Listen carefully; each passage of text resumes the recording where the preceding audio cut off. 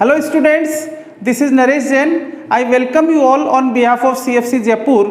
तो हम लोग 12th क्लास के लिए, जेई के लिए, बिटसेट के लिए और एनडीए के लिए इम्पोर्टेंट क्वेश्चंस की सीरीज चला रहे हैं। तो इस सीक्वेंस में आज हम लोग प्रोबेबिलिटी कंसेप्ट से एक इम्पोर्टेंट क्वेश्चन ले रहे हैं which is from Bayes theorem.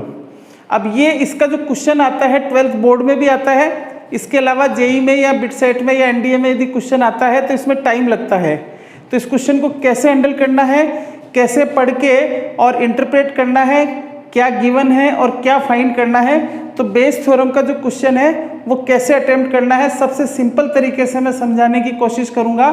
तो आप इस क्वेश्चन को पूरा देखिएगा, इसका सॉल्यूशन पहले आप अपने लेवल पर ट्राई करिएगा, फिर मेरा मेथड देखिएगा, आपको काफ़ी आसान लगेगा।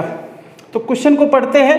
क्वेश्चन ये कहता है in a bolt factory machines A B and C there are 3 types of machines manufactures respectively 25%, 35% and 40% of total bolts, right.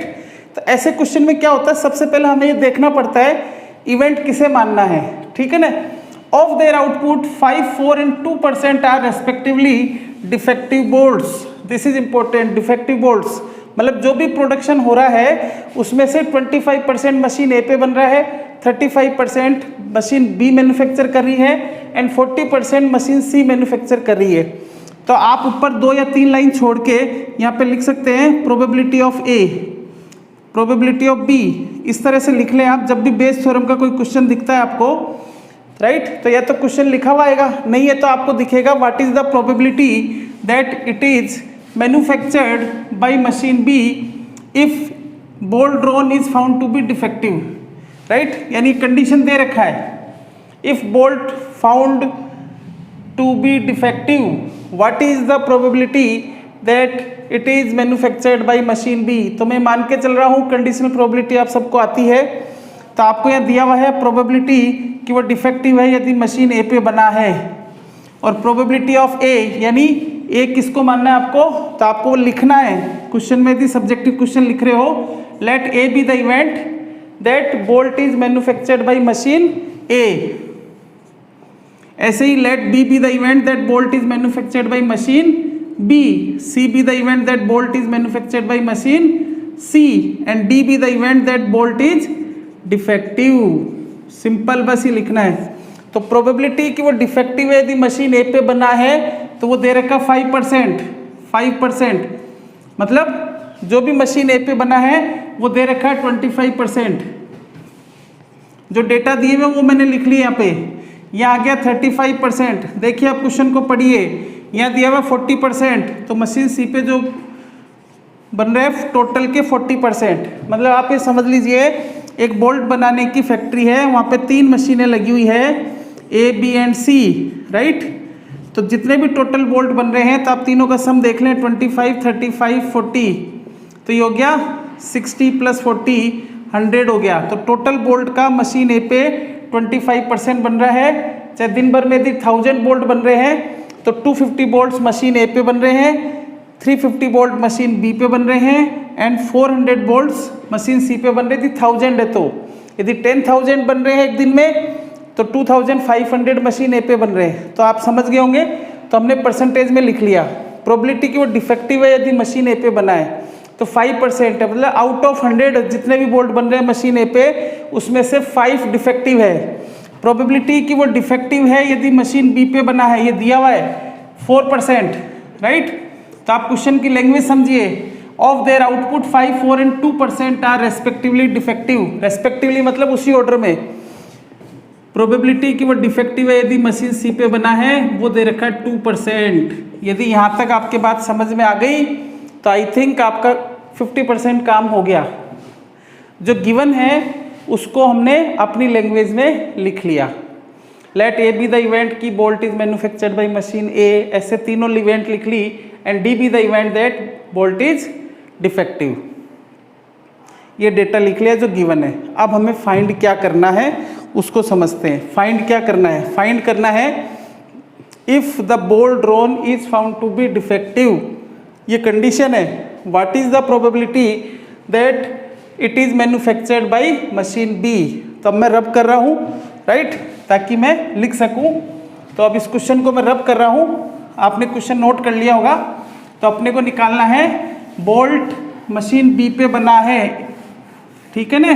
Bolt is manufactured by machine B if it is found to be defective, if it is found to be defective.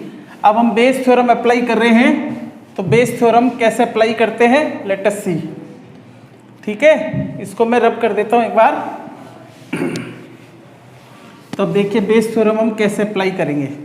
Bayes theorem apply करने का सबसे आसान तरीका है कि आपको question जो अभी आपने पढ़ा उसमें कह रहा है bolt is found to be defective, ये कंडीशन हो गई क्योंकि डी किसे माना था मैंने, bolt is defective. Find the probability that bolt is manufactured by machine B, तो बी ऊपर आ गया, बी बाई डी फाइंड करना है। अब आपको सिंपल सा फार्मूला लगाना है जो बेस थ्योरम कहती है, ये कंडीशनल प्रोबेबिलिटी होगी, प्रोबेबिलिटी की bolt is manufactured by machine B if it is found to be defective, ये फाइंड करना है। यदि ये समझ में आ गया, अब फार्मूला कैसे याद रखना है, बी बाई डी दिया हुआ है, इसका रेसिप्रोकल कर लीजिए, डी बाई बी कर दीजिए यहाँ, कि डिफेक्टिव है यदि मशीन बी पे बना है, और जो डेनोमिनेटर में है जो कंडीशन है उसकी प्रोबेबिलिटी से इसको मल्टीप्लाई कर दीजिए। तो डी बाई बी यहाँ पे है और उसके कोरस्पॉन्डिंग प्रोबेबिलिटी ये यहाँ पे है। तो अब ऐसी देखिए तीन इवेंट है यहाँ, D by A, D by B, D by C. तो डी बाई बी यहाँ लिखा, तो ऐसी तीनों प्रोबेबिलिटी जो है डी बाई ए लिखिए यहाँ, थोड़ी स्पेसिंग के बाद डी बाई बी लिखिए और थोड़ी स्पेसिंग के बाद डी बाई सी लिखिए, राइट।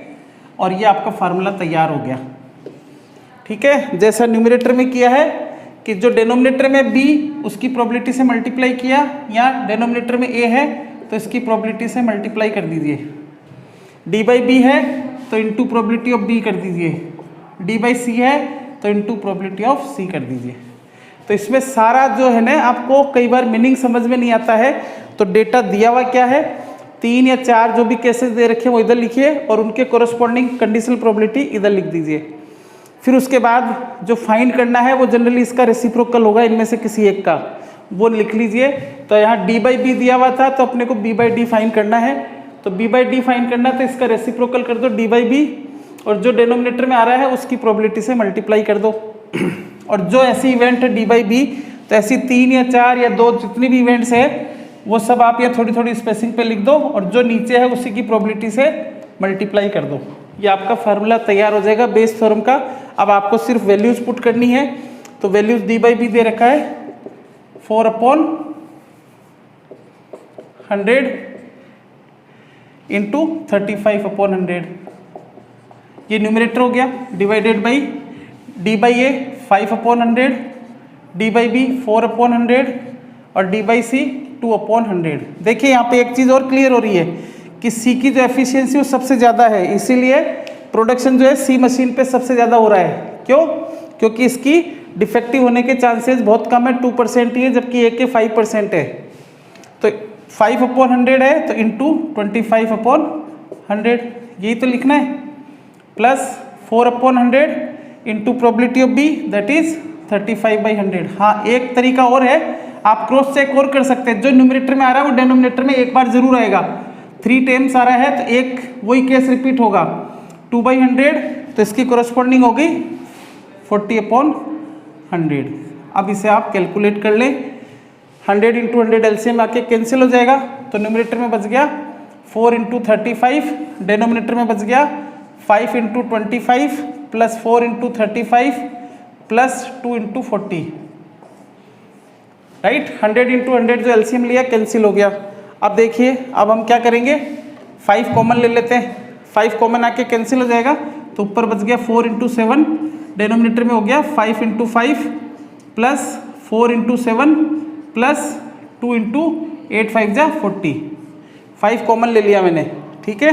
तो ऊपर आ गया 28, डेनोमिनेटर में 25 प्लस 28 प्लस 16, तो ये हो गया 25 प्लस 28 53 प्लस 16 9, और ये आ गया 6 69, तो आंसर आ गया 28/69, ये आंसर आ गया।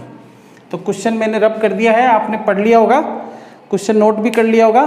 तो हमें जो निकालना था प्रोबेबिलिटी कि bolt is manufactured by machine B if it is found to be defective. ये बेस थ्योरम का सबसे सिंपल और सबसे आसान क्वेश्चन है। तो यदि आप 12th में हैं और बोर्ड की तैयारी कर रहे हैं, चाहे जेई की तैयारी कर रहे हैं, ऐसे आप 8-10 क्वेश्चन ट्राई करें, सब में यही अप्रोच लगाएं और आपके क्वेश्चन हो जाएंगे। आपको बस जो दिया हुआ डेटा है उसको सही ढंग से इंटरप्रेट करना है, सही ढंग से एज्यूम करना है और प्रोसेस आपका सही जाएगा। आंसर आप मिलाइए, 8-10 क्वेश्चन यदि आप कर लेंगे, आंसर सही आएंगे तो आपका कॉन्फिडेंस बढ़ जाएगा। फिर कैसा ही क्वेश्चन आ जाए you can apply. I hope समझ में आया होगा। तो लाइक करिएगा इसे, और ऐसे आपको और चाहिए तो आप कमेंट करके मुझे बताइएगा किस टॉपिक पे आपको इम्पोर्टेंट क्वेश्चंस की ज़रूरत है। Thank you very much.